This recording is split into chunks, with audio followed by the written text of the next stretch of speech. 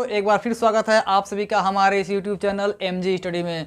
दोस्तों, पिछले की वीडियो के लेक्चर में हमने एक्सरसाइज 1D के बारे में पूरे सवालों को काफ़ी अच्छे से हमने समझा है और उनको सॉल्व किया है। तो आज के इस एक वीडियो लेक्चर में हम एक्सरसाइज 1E की बात करेंगे और एक्सरसाइज 1E में कुल करीब 6 क्वेश्चन दिए हुए हैं दोस्तों।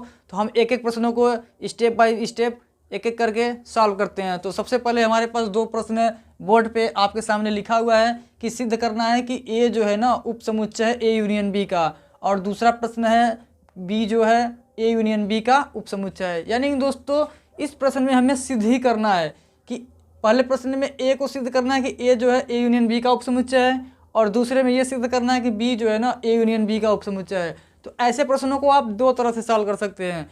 एक तो ऐसे कि मान लेते हैं एक्स एलिमेंट टू ए, ठीक, ये डिटेल एक्सप्लेनेशन वाला हो जाता है। मैं आपको सबसे सिंपल और आसान तरीका से बताना चाहता हूँ। अगर ये ऐसा प्रश्न आपके एग्जाम में भी आए दोस्तों, तो मैं जिस मेथड से अगर लगा रहा हूँ उस मेथड से भी आप एग्जाम में लिख देंगे ना दोस्तों, तब भी आपको पूरे के पूरे मार्क्स मिलने वाले हैं। तो चलिए वीडियो को शुरू करते हैं और एक एक करके सॉल्व करते हैं। तो सॉल्व नंबर 1, सिद्ध करना है कि ए जो है ना उपसमुच्चय है ए यूनियन बी का। तो हम क्या लिखेंगे, माना कि हमारे पास ए एक समुच्चय है, कोई भी एक समुच्चय ले लेते हैं ए, हमको मान चलना है 6, 7, 8, 9, ठीक। और एक दूसरा समुच्चय बी लेते हैं दोस्तों।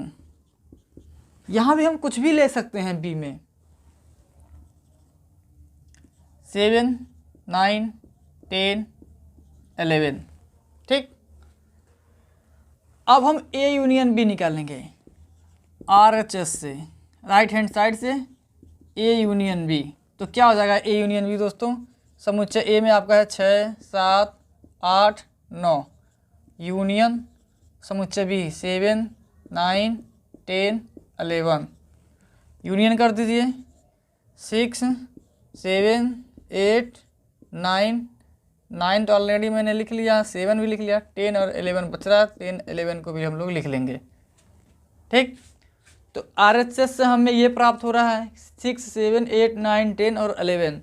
और LHS क्या है हमारा पास, LHS समुच्चय ए है, और समुच्चय ए में क्या है 6, 7, 8, 9।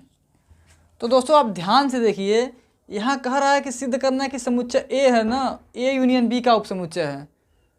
तो ये रहा समुच्चय ए और ये रहा ए यूनियन बी। तो क्या समुच्चय ए यूनियन बी का उपसमुच्चय नहीं है, यानी इसके जो सदस्य हैं इसमें उपस्थित नहीं है? बिल्कुल है।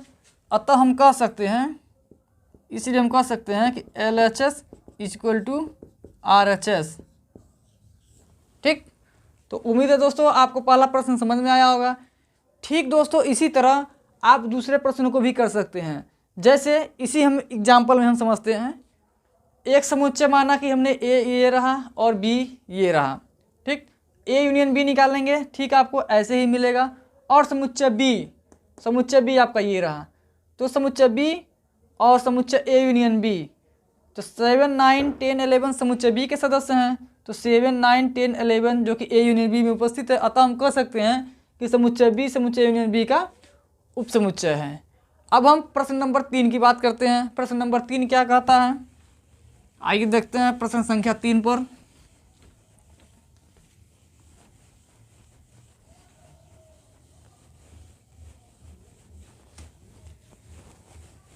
प्रश्न संख्या 3 कह रहा है दोस्तों कि यदि बी उचित उपसमुच्चय ए तो सिद्ध कीजिए कि ए यूनियन बी जो है ना ए का उपसमुच्चय होगा। प्रश्न संख्या 3, यदि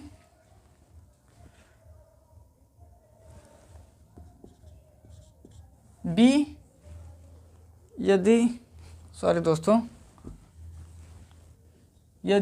उचित उपसमुच्चय है ए का, अर्थात ए में कुछ सदस्य ऐसे हैं जो बी में नहीं है, ठीक, सिंबल को ध्यान में रखिएगा। तो सिद्ध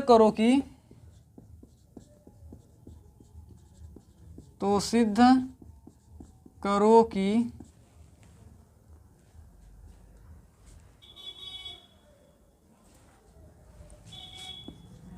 ए यूनियन बी बी का उपसमुच्चय है।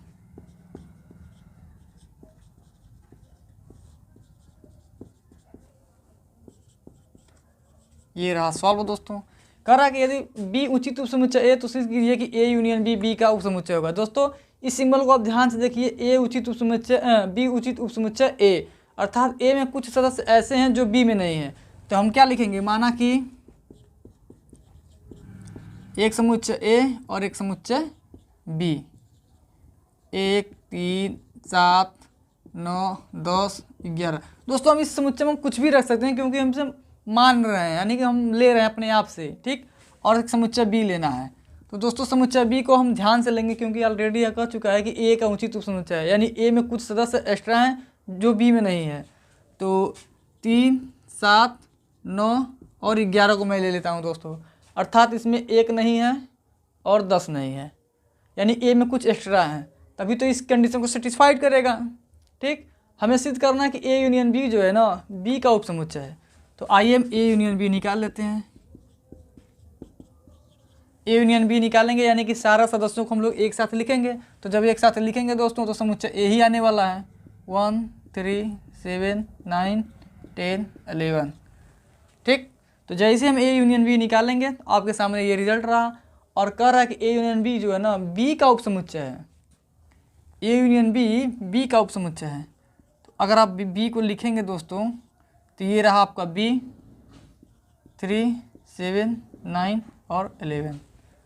तो यहाँ साफ साफ दिख रहा है दोस्तों कि ए यूनियन बी का उपसमुच्चय क्या है, बी है।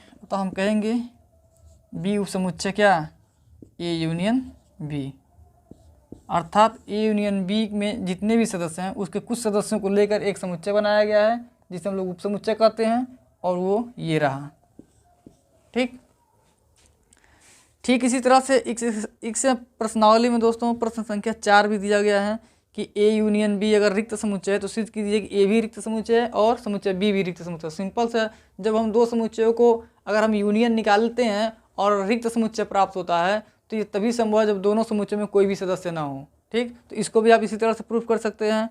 और प्रश्न संख्या 5 तो बहुत आसान है, आप कर सकते हैं। प्रश्न संख्या 6, ए और बी किसी समुच्चय एस के उपसमुच्चय हैं तथा ए बी के पूरक समुच्चय क्रमशः ए डैश तथा बी डैश हैं, तो सिद्ध कीजिए कि ए उपसमुच्चय बी बराबर होंगे बी डैश समुच्चय ए डैश के। तो दोस्तों ये प्रश्न बहुत ही अच्छा प्रश्न है, इस प्रश्न को आप एग्जाम्पल में देख सकते हैं, एग्जाम्पल में भी दिया हुआ है। तो अब हम बढ़ते हैं प्रश्नावली 1F के तरफ। उससे पहले हम कुछ थ्योरी को जानेंगे। तो ये थ्योरी क्या होगा अगले वीडियो लेक्चर में देखेंगे। तब तक के लिए दोस्तों धन्यवाद।